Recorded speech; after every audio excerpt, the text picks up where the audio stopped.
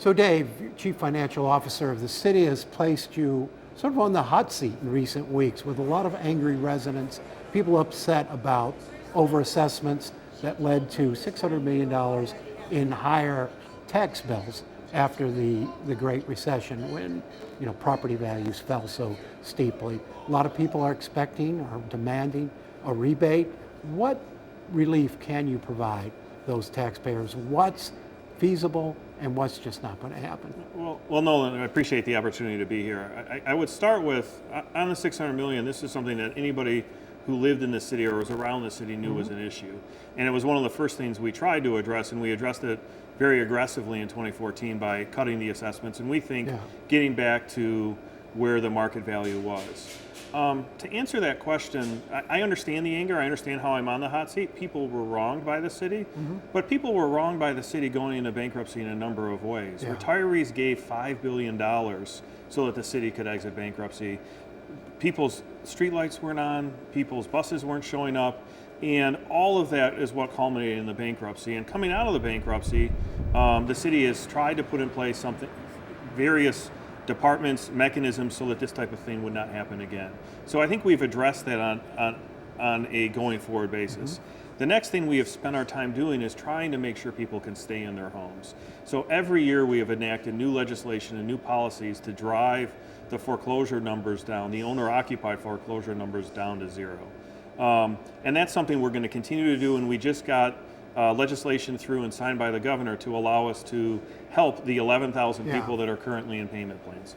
When it comes to repaying people, though, we have to remember this is money that was paid to our teachers. This was money that was paid to our firefighters and our police officers, and we can't get it back from them. And you don't have $600 million laying around, right? No, we don't have $600 million. So the only way you get money as a government is to tax people for that money. And if we levy a $600 million tax, it's going to destabilize the entire economy of Detroit and force so many people back into foreclosure. So that's really not an option. What we've been looking at is, are there existing programs that we can put people who owned homes during that time to the front of the line of? We have aggressive home repair programs where we help people who need to have just one or two repairs done on their home. Can we move the individuals that own property during that time to the front of the line? Can we put them to the front of the line for city jobs or other things of that sort? But Dave, bottom line, people aren't going to get a check. They're not going to get a rebate check. There just isn't resources to do that. So let me ask you this. You talk about assessments. The mayor has said the assessments are where they should be now. What about tax rates? Rates in Detroit are higher than any place else in Metro Detroit. Is it possible to cut property tax rates or even cut the property tax out altogether to help spur growth, to help keep people in their homes? So the property tax structure in the city is an impediment. It's why we have abatements. It's why we have NEZs, which is a tax abatement for homeowners that goes across 20 or 15% of the city. It is a problem and it's something we need to look at. But we have to keep in mind this is not just a city issue. Our property taxes are only about a third of the total tax bill that a resident gets. It is the schools, it is the library, it is the county. And we do need to look at structural reform and what that can mean. I do agree with you that we're going to continue to have to come up with patchwork solutions to this problem until we address the actual problem, which is the municipal finance system for local governments overall. So Dave, you're working the budget now. This is the first year the city, since bankruptcy, that the city has to start making its pension payments again. I think you said it was $160 million. Where does that money going to come from this year? So the city over the last 4 years created a thing we call the Retiree Protection Fund, where we've been socking money away to be ready for this moment. And this year we're putting in more than we had planned. We had planned to put in 50 million. We're putting in an additional 20 because the pension funds missed the investment returns. So we have been setting aside and building our budget in a conservative way so that we're able to make that payment. This year we eliminated 154 long-term vacant positions. We've smallened the size of government as we've continued to roll out new technology, and we're going to continue to have to try to drive economic growth like the FCA plan and other major economic developments so revenues go up. and figure out how to do more with less. But these pension payments is something you're going to have to make long term. That supplemental fund, how long will it last? So that supplemental fund really kind of gives us a road into the pension payment, so that each year we're adding $5 million or so of what the general fund needs to come up with. That funding lasts through about 2030, and then we'll have to fully absorb the pension payments going forward. How are tax revenues, tax collections, are they going up?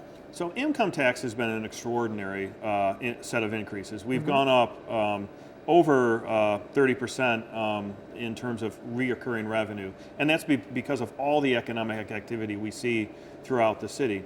Property taxes have been stagnant or flat, which is both a result of the Headley Amendment, but also because more and more individuals are signing up for what we call the property tax exemption, or an exemption from property taxes if you make below a certain level. That's held that revenue steady.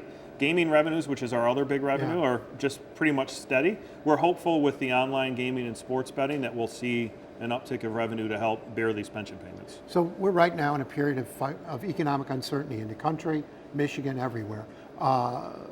Is Detroit prepared to weather a recession? I know there was some organizations said Detroit was the least prepared city in the nation to weather a recession. What is your assessment of where Detroit stands in terms of its ability to get through a downturn? So you're correct. Moody's, the Rating and Investor Services, said we were the second worst prepared city in the country for a recession. And we're continuing to try to work on that. So one of the things we did this year and last year we doubled the rainy day fund to about 11%.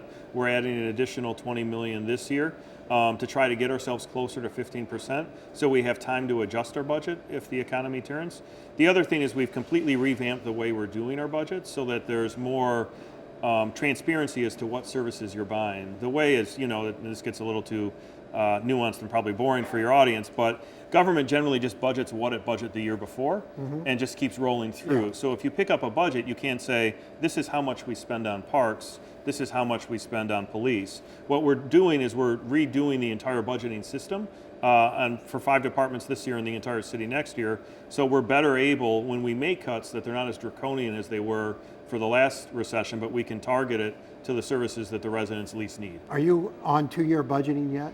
So this year, for the first year, we presented a 2-year budget and a 4-year financial plan. That means that the council and the administration agree to what the budget will be for the 2-year period. But any program that we do, you need to show that it can survive for 4 years. So you mentioned that the pension funds missed their investment targets last year in what was a pretty robust year for the economy and for the stock markets. We've seen what's happened the last few days, the last week or so with the stock market. What's that going to mean for the pension funds? I mean, it's an area of great concern. Obviously, we have a moment of international and national unrest, both with the coronavirus and just general trade and other international policy. And we're going to have to watch it. It may mean that we have to contribute more money next year and have to adjust the budget and the services we provide citizens. So Dave Massaron, as you look at this budget, as you manage it every day, what keeps you awake at night? I mean, I think what keeps me awake is right now we are building a better and better infrastructure to respond to a recession, but we need more time. And if the economy turns as quickly as it could in the next year or so, it's going to be a very painful period for our residents. And will that slow down all of the growth we've seen to a level that makes it very difficult for us to sustain our operations going forward? I think we have a plan in place. I think we've set aside money to do it, but I would sure like another year or two to get ready for that recession. Dave, thanks for being with us today. Appreciate it. Thank you.